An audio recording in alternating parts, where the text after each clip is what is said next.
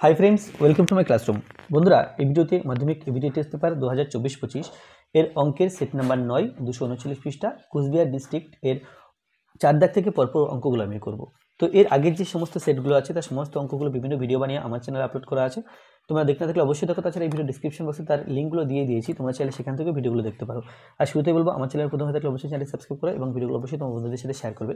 আর যদি ফেসবুক থেকে অঙ্কগুলো দেখে থাকো, ভিডিওগুলো দেখে থাকো, তাহলে অবশ্যই আমার পেজটিকে ফলো করবে ও লাইক করবে। তাহলে এক থেকে আছে বার্ষিক 5% সই সুদের হারে এক ব্যক্তি কিছু টাকা জমা ব্যাংকে রাখেন। 5 বছর পর তিনি মোট কত টাকা পাবেন, সেখানে আসল সুদাসল থেকে 5 বছর পর তিনি মোট কত টাকা পাবেন, যেখানে আসল সুদাসল থেকে 12,500 টাকা কম। তাহলে সরল সুদ নির্ণয়ের যে সূত্র আছে আই সমান PRT/100, এই সূত্র প্রয়োগ করে আমরা অঙ্কটা খুব সহজে করতে পারবো। তাহলে এখানে 4-এর 1 আই সমান PRT/100, এই সূত্রটা মাথায় রেখে IPRT এর কিসের মান কত দেওয়া আছে সেটা আগে লিখে নিতে হবে। তাহলে সেটাই লিখবো। এখানে এখানে সুদের পরিমাণ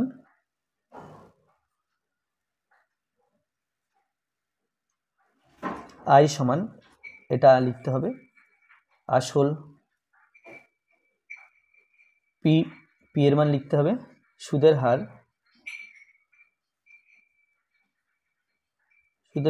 আর এর মান দেওয়া আছে 5%, সময় ব্র্যাকেটে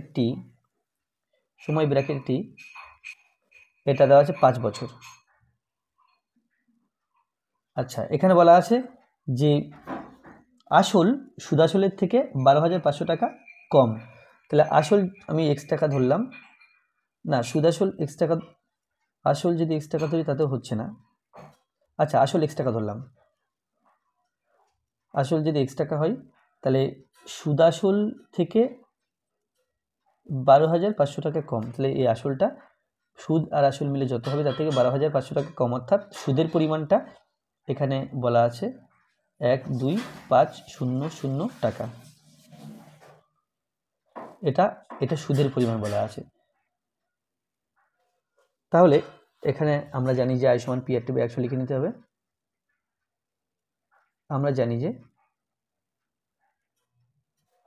আই সমান PRT/100, বা এখানে পি এর মান বের করতে হবে যেটা x বলা আছে। তাহলে বজ্রগুণ করব, PRT এর সঙ্গে 1 এর গুণ, PRT সমান আই এবং 100 গুণ করলে 100i, বা P সমান 100i/RT। তাহলে সমান 100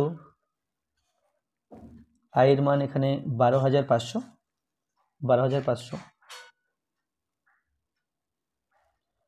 তারপরে আর এর মান 5% আছে, সময় টি এর মান এখানে 5 বছর আছে। কাটাকুটি করলে 5 20 100, 5 1 5, 5 দিয়ে কাটাকুটি করলে 5 1 5 আর 4 5 20, তাহলে 4 হলো।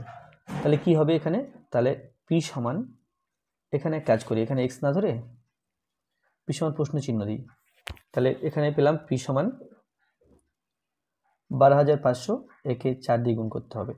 তাহলে 4 অর্থাৎ দুটো 2, 12,500 এর ডবল 25,000, তার ডবল 50,000, তাহলে 50,000 টাকা। বা সেভাবে না করতে চাইলে আমরা গুণ করেও করতে পারি। 4 4 0 0 4 0 0 4 5 20 0 হাতে 2, 4 2 8 2 10 0 হাতে 1, 4 1 4 1 5, তাহলে সমান হলো 50,000 টাকা। তাহলে অতএব আসল সমান, এখানে প্রশ্ন আছে 5 বছরের পর তিনি মোট কত টাকা পাবেন। আচ্ছা, তাহলে অতএব আসল সমান 50,000 টাকা ও সুদাসল সমান, এখানে 50,000 প্লাস 12,500 টাকা, তাহলে হলো 50,000 আর এদিকে 12,000, তাহলে 62,500 টাকা।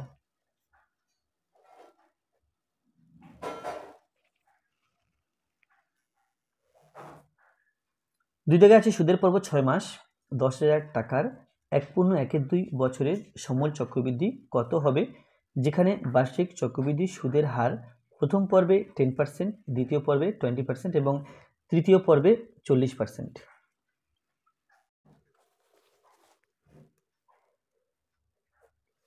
তাহলে এখানে একটা কথা মাথায় রাখতে হবে যে সুদের পর্ব 6 মাস, অর্থাৎ এই যে সুদের হারগুলো দেওয়া আছে 10%, 20%, 40%, এটা কিন্তু বার্ষিক শতকরা সুদের হার। তাহলে এক বছরে যদি 10 টাকা হয়, এটা 6 মাসের 5% হবে, এটা 6 মাসের জন্য 10% হবে, আর 40%টা 6 মাসের জন্য, এক্ষেত্রে কিন্তু 20 টাকা হবে, শতকরা সুদ 20 টাকা হবে। এক বছরের জন্য 40 টাকা, বাট 6 মাসের জন্য এটা কিন্তু 20 টাকা। এটা এক বছরের জন্য 10 টাকা, বাট এটা 6 মাসের জন্য 5 টাকা হবে। তাহলে এটা মাথায় রাখতে হবে। তাহলে সুদের পর্ব 6 মাস বলা আছে, 1.12 বছর, অর্থাৎ 1.5 বছর। তাহলে 1.5 বছরের মধ্যে 3খানা 6 মাস আছে এখানে। তাহলে প্রথমে আমরা শুরু করব প্রথম বছরের আসল, এটা সমান 10,000 টাকা।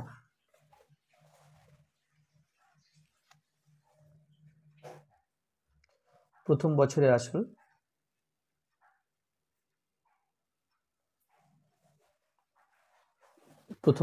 প্রথম বছরের আসল সমান 10,000 টাকা। তাহলে প্রথম 6 মাসের বা প্রথম পর্বের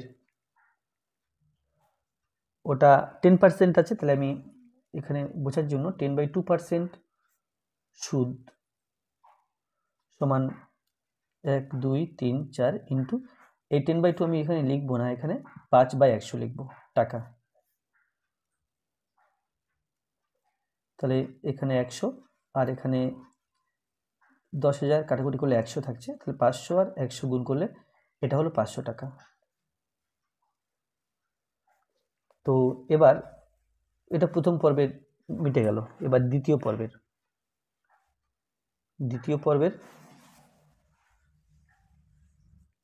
পর্বের আসল, তাহলে এখানে 10,000 টাকা, এখানে 500 টাকা, তাহলে 10,500 টাকা হবে। আচ্ছা, দ্বিতীয় পর্বের 20% সুদ বলা ছিল, দ্বিতীয় পর্বের 20/2 বা 20/2% সুদ, এটা হবে 10,500 ইন্টু 10, এই 20/2, এটা হলো 10, তো 10%, অর্থাৎ 10/100 টাকা লিখব। এখন 10কে 100 আর 10, এটা আর এটা কাটলে 1050, তাহলে সমান 1,050 টাকা। এটা হলো দ্বিতীয় পর্বের সুদ। তাহলে আবার এটা আসলের সাথে যোগ করব, যোগ করলে তৃতীয় পর্বে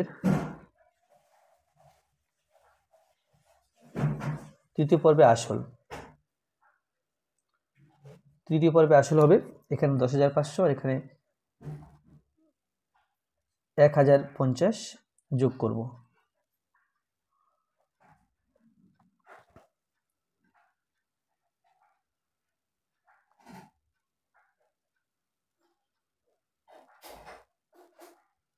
শূন্য 5,511, তাহলে এটা হলো সমান 1,1,550 টাকা। তো তৃতীয় পর্বের আসল হলো, এখন তৃতীয় পর্বের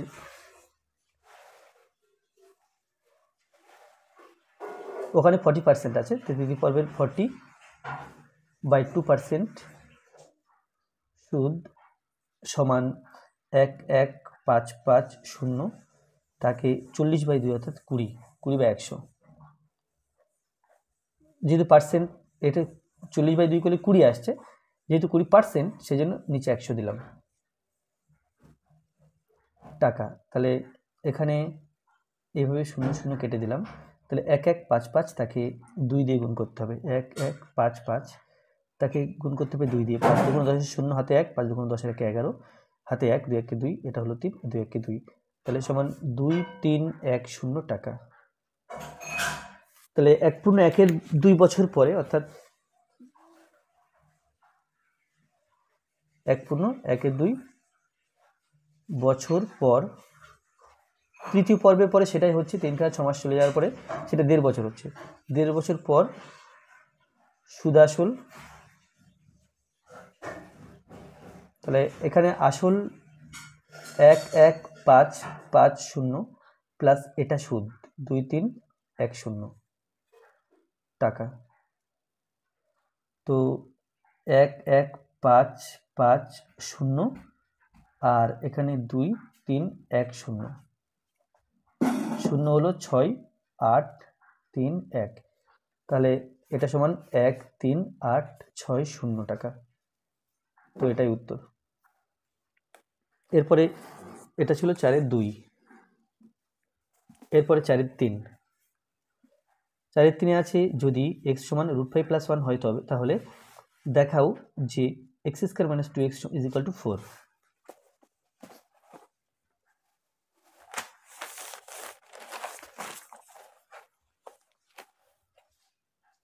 4-এর 3 এখানে আছে x = √5 + 1, তাহলে 1/x এর মান বের করব এখান থেকে। 1/x হলো 1/√5 + 1। এখন করণীয় নিরসন করার জন্য √5 + 1 আছে, তাহলে √5 - 1 দিয়ে উপর নিচে গুণ করতে হবে, সমান একের সাথে √5 - 1 গুণ করলে ওটাই হবে।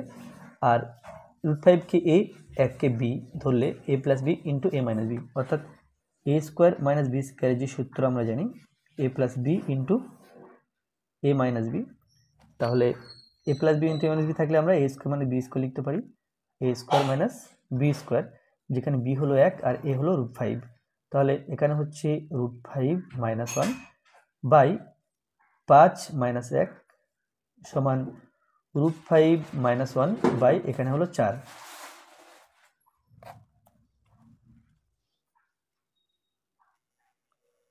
তো x সমান √5 + 1 আছে, এখানে নিচে একটা 4 বাড়তি আছে, তাহলে 1/x যেটা 4কে যদি আমি সরাতে চাই এখান থেকে, উভয় পক্ষকে এই 4 দিয়ে গুণ করলাম, বাম পক্ষ 1/x ছিল, কে 4 দিয়ে গুণ করেছি, আর ডান পক্ষ আছে √5 - 1/4, একে 4 দিয়ে গুণ করলাম, তাহলে 4 4 কেটে দিচ্ছি, তাহলে বাদিকে হচ্ছে 4/x, এটা = √5 - 1। এখন এটা 1 নম্বর সমীকরণ দিই, এটা 2 নম্বর সমীকরণ দিই, 1 নম্বর সমীকরণ থেকে 2 নম্বর সমীকরণটা বিয়োগ করি, তো অতএব x মাইনাস এখানে 4/x সমান x এর মান √5 + 1 আর 4/x এর মান √5 - 1, তাহলে পাচ্ছি বা x মাইনাস, আচ্ছা এখানটা একটু ক্যালকুলেশন অন্যরকম করি, এখানে 1 এবং x এর লসাগু x, 1 দিয়ে x কে ভাগ করলে x হচ্ছে, x এর সাথে x এর গুণ, তাহলে হলো x², মাইনাস চিহ্ন দিলাম, x দিয়ে x কে ভাগ করলে 1 হয়, তাহলে 1 দিয়ে 4 কে গুণ, 4 × 1 = 4, আর ডান দিকটা হলো √5 + 1 মাইনাস √5 মাইনাসে মাইনাসে প্লাস 1, √5 কেটে দিলাম, তাহলে বা x² - 1/x এটা সমান 1 + 1, এটা = 2। এখন যদি বজ্রগুণ করা হয় x² - 1 সমান, এখানে একটা 4 ছিল, এটা 4 ছিল, তাহলে x দিয়ে x ভাগ করলে 1, 1 এর সাথে 4 গুণ, এটা 4, তো এটা 4। এখন বজ্রগুণ করলে x² - 4, এটা সমান 2 এর সাথে x গুণ, 1 এর সাথে x² - 4 গুণ হয়ে x² - 4 হলো, 2 এর সাথে x গুণ করলে সমান 2x। এখন যদি 2x কে বাদিকে নিয়ে আসা হয় তাহলে পাবো x² - 2x, আর 4 কে ডান দিকে নিয়ে গেলে -4টা শুধু +4 বা শুধু 4 হয়ে যাবে, তাহলে এটা সমান 4, এর মান জানতে চেয়েছিল, এর মান 4 বেরোলো। এরপর 4-এর দাগ,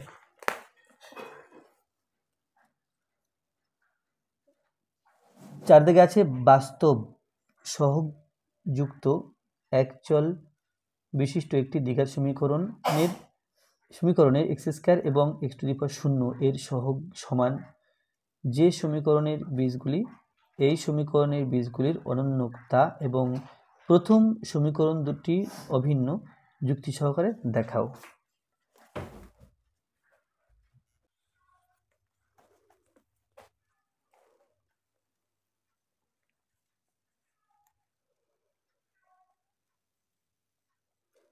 বাস্তব সহজযুক্ত অ্যাকচুয়াল বিশিষ্ট একটি দ্বিঘাত সমীকরণে এক্স স্কোয়ার এবং এক্স জিরো এর সহগ সমান। যে সমীকরণের বীজগুলি এই সমীকরণের বীজগুলির অনন্য তা এবং প্রথম সমীকরণ দুটির অভিন্ন যুক্তি সহকারে দেখাও। তাহলে এক্স স্কোয়ার এবং x to the power zero এর সহগ সমান। তো মনে করি সমীকরণটি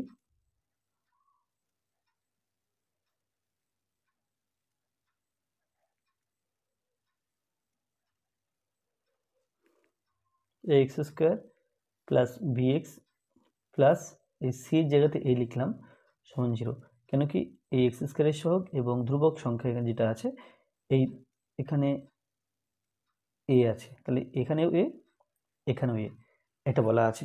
তাহলে এটার নাম দিলাম 1 নম্বর সমীকরণ। এখন এর বীজ দুটি আলফা বিটা ধরে নিলাম। মনে করি 1 নম্বর সমীকরণের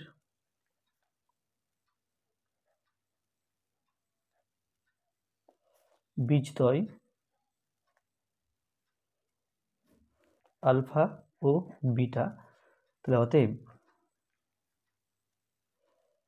alpha plus beta minus B by A, বীজদের যোগফল মাইনাস বি বাই এ, ও আলফা বিটা সমান সি বাই এ। এখানে সি এর জায়গাতে এ আছে, এই জায়গাতে এ আছে, তাহলে এটা কাটাকুটি করে এটা হলো 1, তাহলে এখান থেকে পাচ্ছি বা এই যে আলফা সমান 1 বাই বিটা, বা সেটা না লিখে যদি বিটা সমান লিখি 1 বাই আলফা হবে, বিটা সমান 1 বাই আলফা। আচ্ছা, এবার এখানে বলা আছে যে সমীকরণগুলি যে সমীকরণের বীজগুলি এই সমীকরণের বীজগুলি অনন্য, তাহলে সেরকম একটা সমীকরণ আমাদের তৈরি করতে হবে। আর সেই সমীকরণটা নাকি এই সমীকরণ যা আছে ঠিক তাই হবে। তাহলে মনে করি অপর সমীকরণটির বীজ দুটি আলফা বিটা এখানে আছে প্রথম সমীকরণের বীজ, তাহলে অপর যে সমীকরণটা আছে তার বীজ দুটি এর অনন্য। তাহলে মনে করি অপর সমীকরণের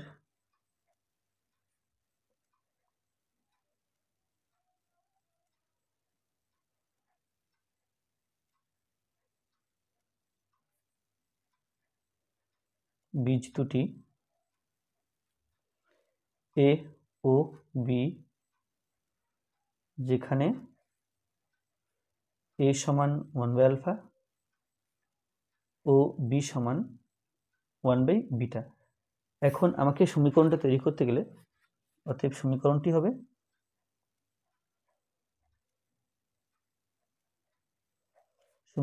হলো এক্স স্কোয়ার মাইনাস বীজদের যোগফল এক্স প্লাস বীজদের গুণফল, এটা সমান 0, এটা হবে সমীকরণ। এখন এ প্লাস বি এর মান এবং এ বি এর মান বের করতে হবে। তাহলে এ প্লাস বি সমান কত আসছে দেখি। এ প্লাস বি সমান, তো এখানে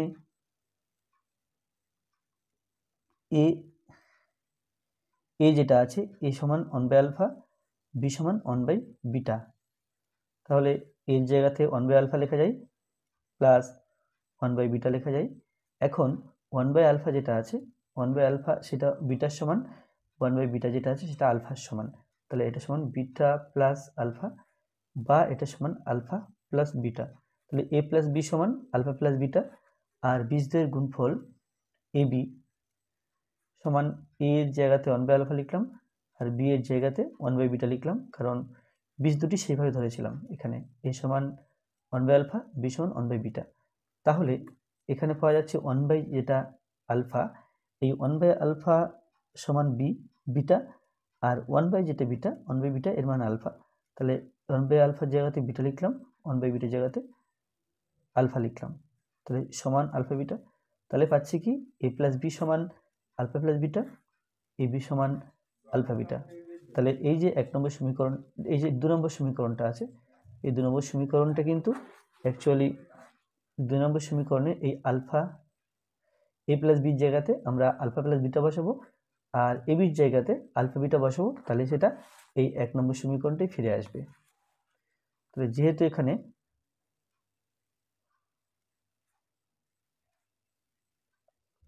যেহেতু এখানে আলফা প্লাস বিটা সমান a plus B O alpha beta সমান A B, alpha plus beta সমান এ প্লাস বি এবং আলফা বিটা সমান এ বি, সুতরাং 1 ও 2 নম্বর সমীকরণ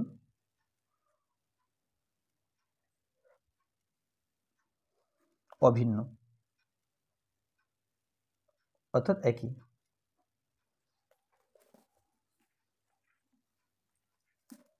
তাহলে এখানে তা যে বীজগুলির অনন্য তা এবং প্রথম সমীকরণ দুটি, প্রথম যে সমীকরণটা আছে সেটা কিন্তু অভিন্ন।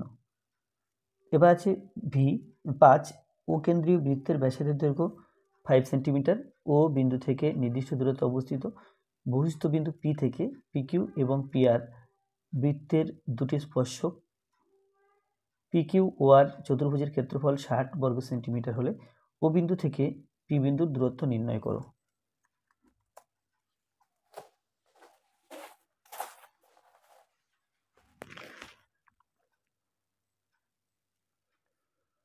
এটা হচ্ছে 4-এর 5। তাহলে প্রথমে এখানে একটা বৃত্ত আঁকতে হবে। এখন ও কেন্দ্রীয় বৃত্ত, বাইরের বিন্দু এখানে পি, পি বিন্দু থেকে দুটো স্পর্শক বৃত্তের উপরে আছে। একটা স্পর্শক এটা,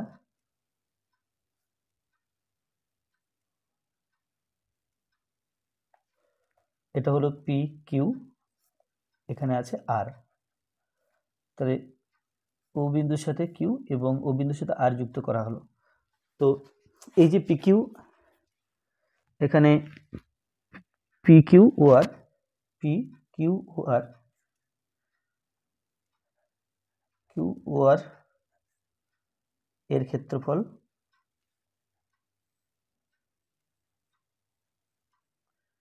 সমান 60 বর্গ সেমি। অতএব যদি এখান থেকে এটা যুক্ত করা হয়, ও আর পি, ত্রিভুজ ও আর পি এর ক্ষেত্রফল হবে, এর ক্ষেত্রফল হবে এই যে 60 বর্গ সেমি আছে এর অর্ধেক, 60/2 বর্গ সেমি সমান 30 বর্গ সেমি। তাহলে এই যে ত্রিভুজটা আছে এর ক্ষেত্রফল পেলাম 30 বর্গ সেন্টিমিটার। তো এখন ব্যাসার্ধ, এখানে এর ব্যাসার্ধ বলা আছে 5 সেন্টিমিটার, অর্থাৎ এই ও আর সমান 5 সেন্টিমিটার। এটা জানতে হবে, এটা জানা নেই। ক্ষেত্রফল জানা আছে 30 সেন্টিমিটার। তাহলে আবার ত্রিভুজ ও পি ও আর পি এর ক্ষেত্রফল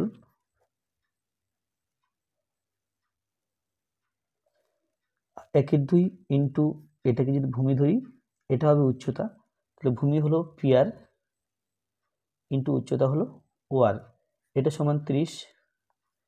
তাহলে এখান থেকে বলা যায় বা পি আর ইন্টু ও আর, বজ্রগুণ করলে 30 × 2 = 60, বা আমাকে বের করতে হবে পি আর এর মান।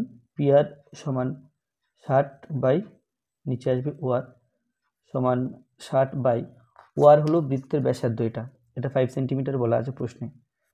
তো এখানে 5 বসাবো, তাহলে এটা is equal to 12, 5 × 60।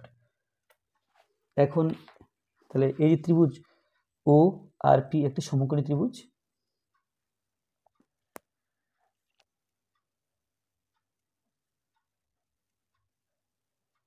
O R P সমকোণী ত্রিভুজ।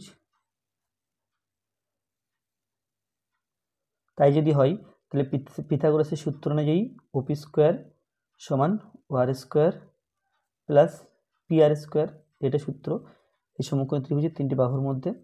এখন আমাকে ওপি মান বের করতে হবে। তাহলে ও আর যেটা আছে, ও আর এটা 5 সেন্টিমিটার আছে, তাহলে 5 স্কোয়ার দিলাম প্লাস পি আর এর মান আমরা এখন পেলাম 12 স্কোয়ার সমান 5 × 5 = 25 আর 12 × 12 = 144 সমান 169, আর 169 এর জায়গাতে 13 স্কোয়ার লেখা যায়, তাহলে ওপি স্কোয়ার সমান যদি 13 স্কোয়ার হয়, অতএব ওপি সমান 13। তাহলে অতএব ওপি সমান, এখানে লিখতে অতএব ওপি, ও বিন্দু থেকে পি বিন্দু দূরত্ব, ও বিন্দু থেকে পি বিন্দু দূরত্ব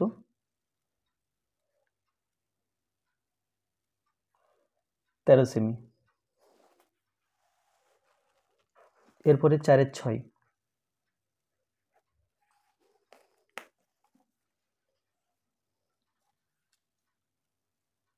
6 দিকে আছে 2.5 সেন্টিমিটার দৈর্ঘ্যের ব্যাসার্ধ বিশিষ্ট একটি বৃত্তের দুটি জ্যা এবি সমান 4 সেন্টিমিটার এবং এসি সমান 3 সেন্টিমিটার, কোণ বিএসি এর মান কত হবে?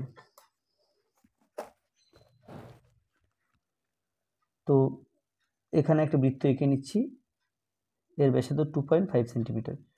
তো এর দুখানা জ্যা, একটা আছে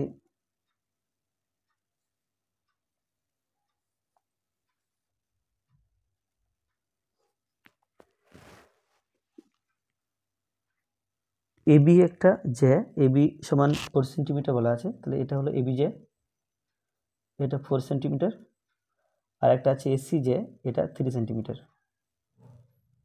তাহলে এই কোণের মান বের করতে হবে। তাহলে আমরা এক কাজ করি, বিসি যুক্ত করি।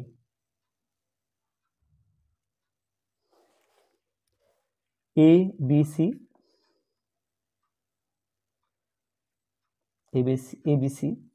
ত্রিভুজ এর এসি স্কোয়ার আর এবি স্কোয়ার করে দেখি কত হয়। AB square plus AC square সমান এবি এর মান 4 সেন্টিমিটার আর এসি এর মান 3 সেন্টিমিটার, তাহলে 4×16 প্লাস 3×9 সমান 25, এটা পেলাম। আর বিসি এর মান, বিসি সমান, এই যে বিসি এটা পেলাম, এর মান দেখতে হবে। তাহলে এর মান দেখতে পাচ্ছি, বিসি এর মান বের করতে হবে। তাহলে এতটুকু হচ্ছে 2.5 সেন্টিমিটার, এতটুকু 2.5 সেন্টিমিটার। যেহেতু এটা বৃত্তের কেন্দ্র দিয়ে যাচ্ছে, তাহলে বিসি সমান 2.5 প্লাস 2.5 সেন্টিমিটার সমান আড়াই, আড়াই যোগ করলে 5 সেন্টিমিটার হলো। তাহলে বিসি স্কোয়ার সমান 5 তার স্কোয়ার, এটা ইজ ইকুয়াল টু 25। তাহলে এখানে বিসি স্কোয়ার সমান 25, আবার AB square plus AC square সমান এটা 25। তাহলে কি এই তিনটি বাহুর মধ্যে সম্পর্ক পিথাগোরাসের সূত্রানুযায়ী হচ্ছে, পিথাগোরাসের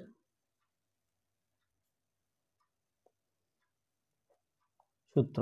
তাহলে যেহেতু তিনটি বাহুর মধ্যে এরকম সম্পর্ক আছে, তাহলে অতএব কোণ বিএসি, এই কোণটা নিশ্চয়ই 90 ডিগ্রি এবং এবিসি একটি সমকোণী ত্রিভুজ, তাহলে কোণ এবিসি সমান 90 ডিগ্রি। এরপরে 7-এর দাগ,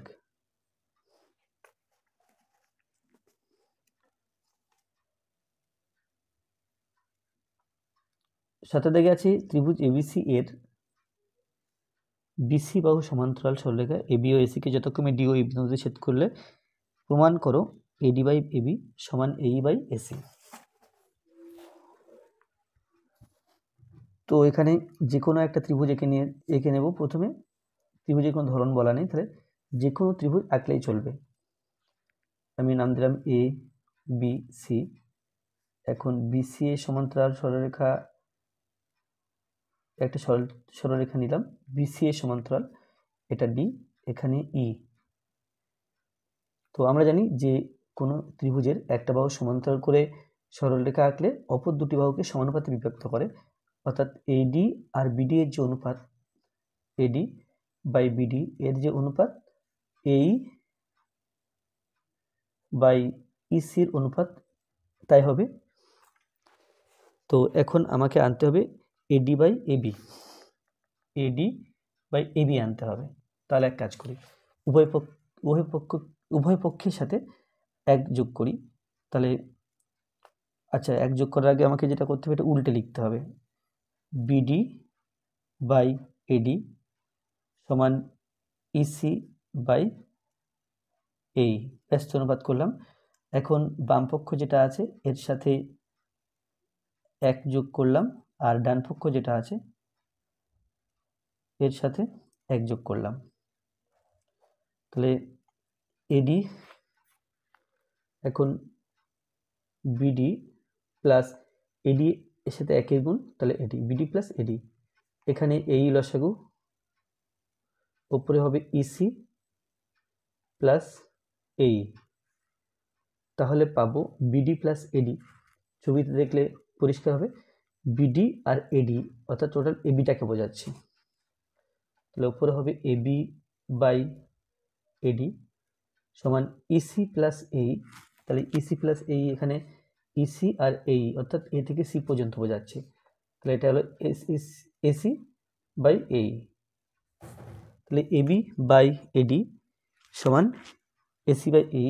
এবার এটাকে ব্যস্ত অনুপাত করলে আমরা পাই এডি বাই এবি সমান এই বাই এসি। আর এটাই প্রমাণ করতে বলেছিল প্রশ্নে, তাহলে এখানে লিখতে হবে প্রমাণিত।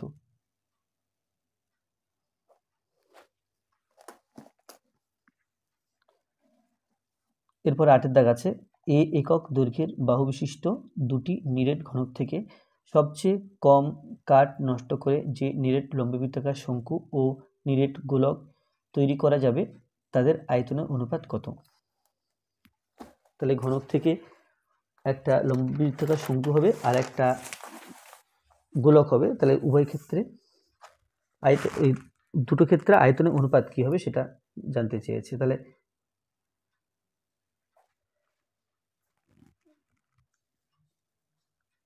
এরকম অবস্থা, প্রথম ক্ষেত্রে আমি ঘনকের একটা লম্বচ্ছেদ আঁকলাম।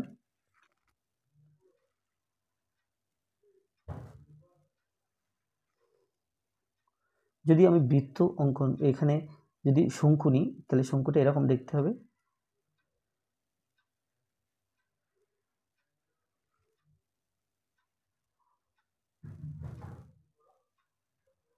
এটা শঙ্কু,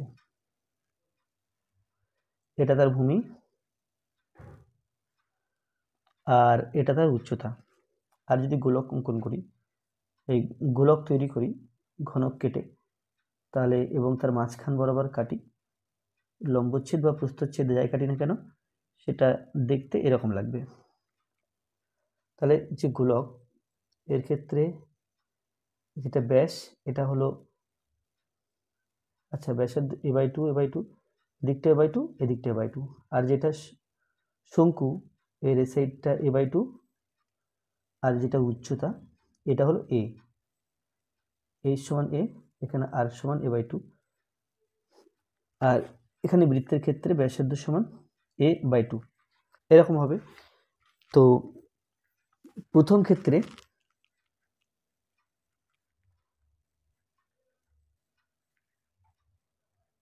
শঙ্কুর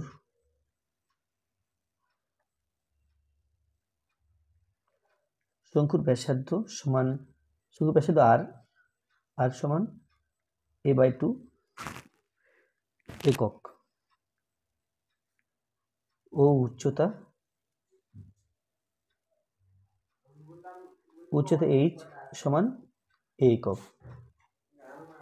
অতএব আয়তন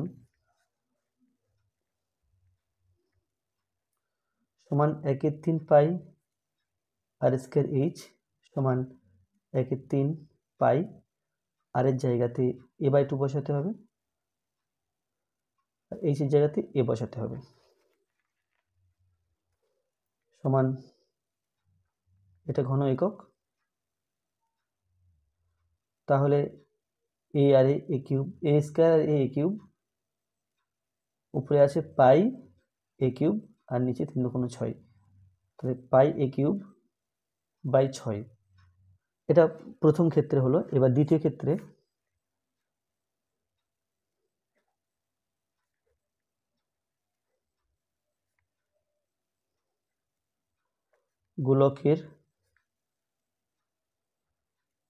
গোলকের ব্যাসার্ধ r সমান, গোলকের ব্যাসার্ধ r যেটা আছে এটা a/2 এর সাথে সমান হবে। E/2 একক। অতএব আয়তন, গোলকের আয়তনের সূত্র 4πr², আর জায়গাতে A/2।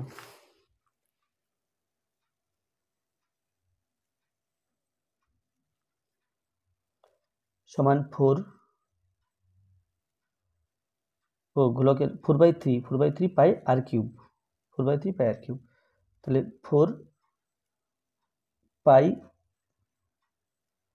এ কিউব, আর নিচে হবে 2 × 4, তার সাথে এই 3 গুণ করতে হবে, 3 × 4 = 12, কাটাকুটি করলে 3 সমান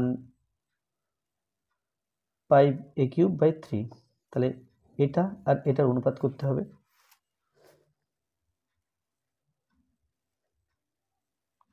ইহাদের আয়তনের অনুপাত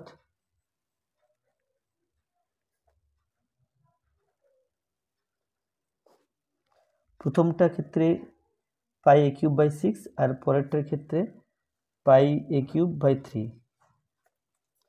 তাহলে পাই এ কিউব দিয়ে ভাগ করলে 1/6 = 1/3, 1/6, 6 আর 3 এর লসাগু 6, এখানে দিলাম = 1/3 × 6, 6 6 কেটে দিলাম 2, তাহলে এখানে থাকবে 1:2। এরপরে 4 এর 9,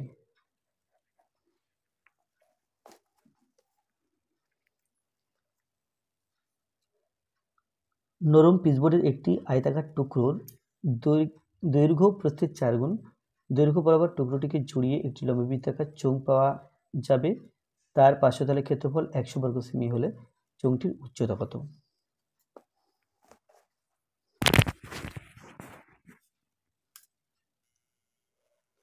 তাহলে এখানে আমি একটা চোঙ এঁকে নিই। এখানে চোঙ অঙ্কন করলাম, এটা চোঙ। এখন এটা যখন আয়তাকার ছিল তখন এরকম ছিল।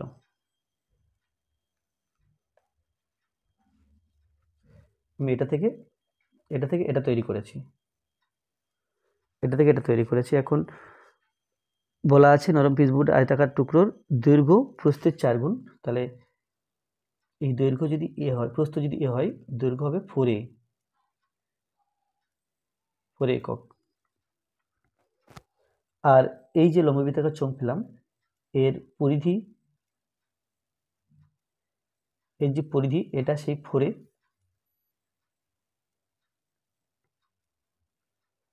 আর যেটা উচ্চতা এটা হলো a। এখন বলা আছে যে পার্শ্বতলের ক্ষেত্রফল 100 বর্গ সেমি। পার্শ্বতলের ক্ষেত্রফল বলতে এই আয়তাকার ক্ষেত্রের ক্ষেত্রফল, এটা বলা আছে 100। তাহলে পার্শ্বতলের ক্ষেত্রফল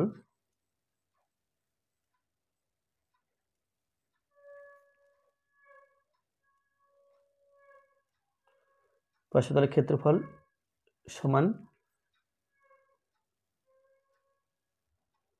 আয়তাকার, পার্শ্বতলের ক্ষেত্রফল সমান আয়তাকার পিচবোর্ডের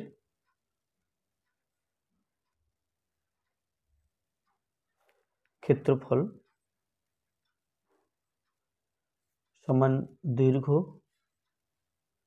ইন্টু প্রস্থ, বা দৈর্ঘ্য হলো 4a, প্রস্থ হলো a, আর এটা সমান 100 বলা আছে, বা 4a² সমান 100। এখান থেকে বলা যাবে a² সমান 100/4, কাটাকুটি হলো 25, 25টাকে আমরা 5² লিখতে পারি, a² সমান 5², বা a সমান 5। এখন যেটা হাইট, শঙ্কুটির হাইট, সেটা ছিল a একক, ছিল শঙ্কুটির উচ্চতা a একক। তাহলে a সমান 5 বেরিয়েছে, অতএব এই লম্ববৃত্তাকার চোঙের উচ্চতা a একক ছিল, তাহলে আমরা a সমান 5 বেরিয়েছে, অতএব চোঙের উচ্চতা সমান 5 একক।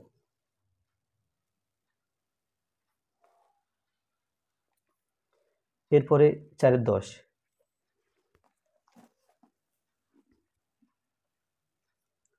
একটি সমকোণী ত্রিভুজের ধনাত্মক সূক্ষ্মকোণ থিটা এর পরিপ্রেক্ষিতে লম্ব ও অতিভুজের অনুপাত 13:12 হলে লম্ব ও ভূমির অনুপাত এবং অতিভুজ ও ভূমির অনুপাত নির্ণয় করে দেখাও sec স্কয়ার থিটা সমান 1 প্লাস tan স্কয়ার থিটা।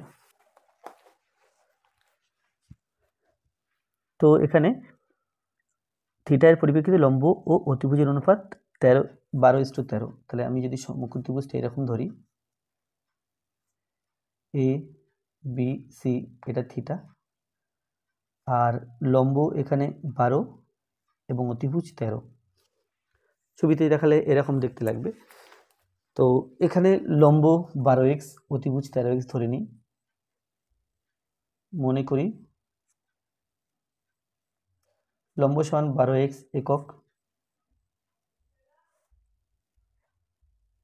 ও অতিভুজ সমান 13x একক। অতিভুজ সমান 13x একক। এখান থেকে ভূমি বের করে নিই। তাহলে ভূমি এখানে বিসি, তো অতিভুজ স্কয়ার সমান লম্ব স্কয়ার প্লাস ভূমি স্কয়ার। তাহলে ভূমি, যেটা ভূমি বিসি, তাহলে ভূমি স্কয়ার সমান আমরা জানি অতিভুজ স্কয়ার মাইনাস লম্ব স্কয়ার। তো এখানে অতিভুজ 13 স্কয়ার মাইনাস লম্ব 12 স্কয়ার। 13x না, এটা হলো 13x তার হোল স্কয়ার মাইনাস 12x তার হোল স্কয়ার।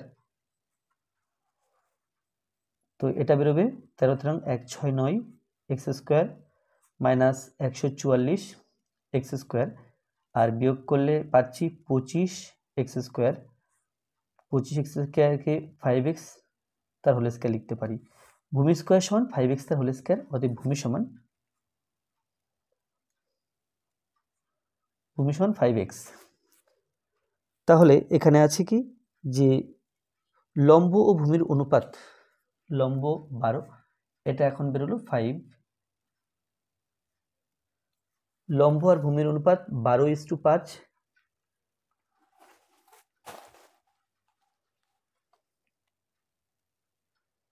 লম্ব ও ভূমির অনুপাত সমান 12:5। তারপর আছে অতিভুজ ও ভূমির অনুপাত।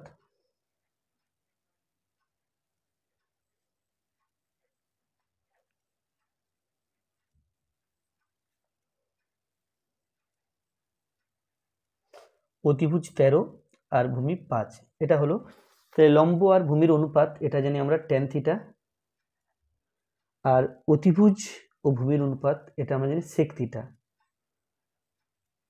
এটা আমরা জানি। তাহলে এখান থেকে আমাদের আনতে হবে sec স্কয়ার থিটা সমান 1 প্লাস tan স্কয়ার থিটা। তাহলে অতএব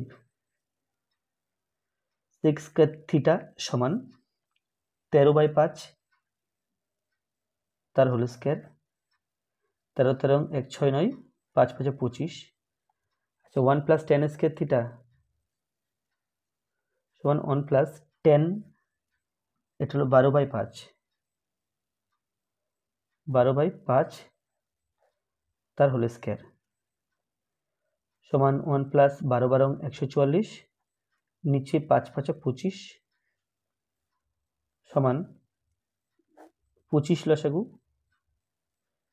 1 এবং 25 লসাগু 25, 1 দিয়ে 25কে ভাগ করলে 25 থাকছে, 25-এর সাথে 1-এর গুণ, তাহলে 25 1 25 প্লাস 25 দিয়ে 25কে ভাগ করলে 1 হয়, 1-এর সাথে 144 গুণ, তাহলে 144 সমান 169/25। তাহলে এটাও 169/25 বেরিয়েছিল, এখানেও 169/25 বেরিয়েছে। তাহলে অতএব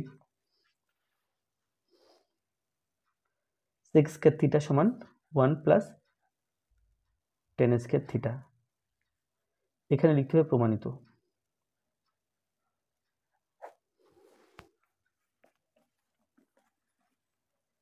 এরপরে একটি ঘূর্ণায়মান রশ্মি কোনো একটি অবস্থান থেকে ঘড়ির কাঁটার বিপরীত দিকে একবার সম্পূর্ণ ঘোরার পর এক অর্ধপাক ঘুরে 30 ডিগ্রি কোণ উৎপন্ন করেছে। ত্রিকোণমিতিক পরিমাপে কোণটির বৃত্তীয় মান কত? তো যদি কোনো ঘূর্ণায়মান রশ্মি ঘড়ির কাঁটার বিপরীত দিকে ঘুরে সেটা ধনাত্মক কোণ উৎপন্ন করে। তাহলে প্রথম লিখতে হবে কি, রশ্মিটি যেহেতু ঘড়ির কাঁটার বিপরীত দিকে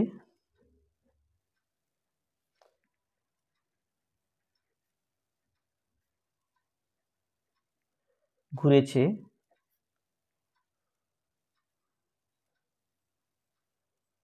সেই জন্য সেটি ধনাত্মক কোণ উৎপন্ন করেছে।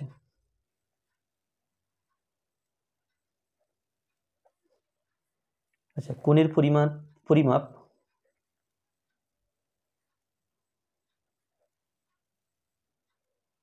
ওখানে বলা আছে কি সম্পূর্ণ এক পাক ঘুরেছে, অর্থাৎ 360 ডিগ্রি ঘুরেছে, প্লাস এক অর্ধ পাক অর্থাৎ 360 ডিগ্রি হাফ 180 ডিগ্রি ঘুরেছে, তারপরে আবার 30 ডিগ্রি কোণ উৎপন্ন করেছে। তো এটা যোগ করলে 540, 360 আর 180 যোগ করতে হবে। প্রথমে যোগ করলে এটা হলো 540, তার সাথে আবার 30 যোগ করতে হবে, তাহলে সমান হলো 570 ডিগ্রি। এখন একে ষষ্ঠিক পদ্ধতি, এটা হলো ষষ্ঠিক পদ্ধতিতে মান, আর এর বৃত্তীয় পদ্ধতিতে মান বের করতে গেলে এই 570 ডিগ্রি সমান 570 ইন্টু পাইসি বাই 180 দিয়ে গুণ করতে হয়। 0 0 কেটে দিলাম, তাহলে এটা হবে 57 পাইসি বাই 18। তো এইটা উত্তরে দেওয়া আছে, কিন্তু এখানে আরও একটু হতো যে এই 57 পাইসি বাই 18 3 দিয়ে কাটাকুটি করা যেত, 3 6 18, 3 19 57, তাহলে 19 পাইসি বাই 6, অ্যাকচুয়ালি 19 পাইসি বাই 6 হওয়ার কথা, কিন্তু যেহেতু উত্তরে দেওয়া আছে আমি এখানে স্টপ করলাম। আর পরীক্ষা হলে যদি পরীক্ষাতে পড়ে তাহলে তোমরা এই পর্যন্ত করবে। এরপরে 4 12,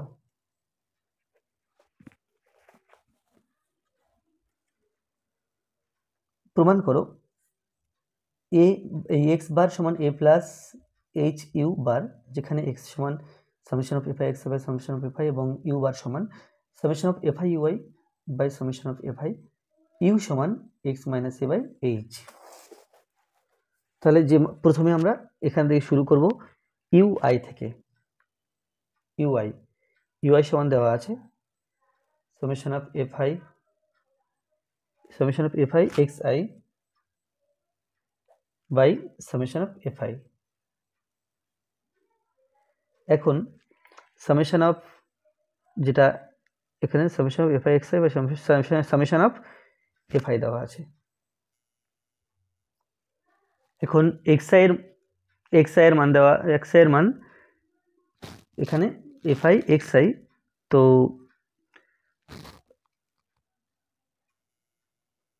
তাহলে এই যে ইউআই এর মান এখানে দেওয়া আছে, ইউ এর মধ্যে আছে x minus a by h, তাহলে সামেশন অফ এফ আই, আচ্ছা ইউ এর যে মানটা আছে এটা x i minus a by h বসালাম, আর নিচে আছে সামেশন অফ এফ আই সমান summation of f i x I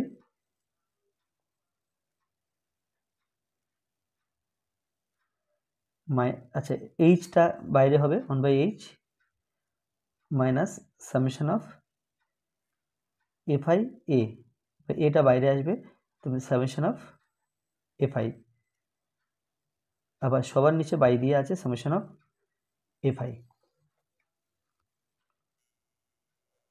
তো এটা সাজিয়ে লিখতে পাই 1/h into summation of f i x I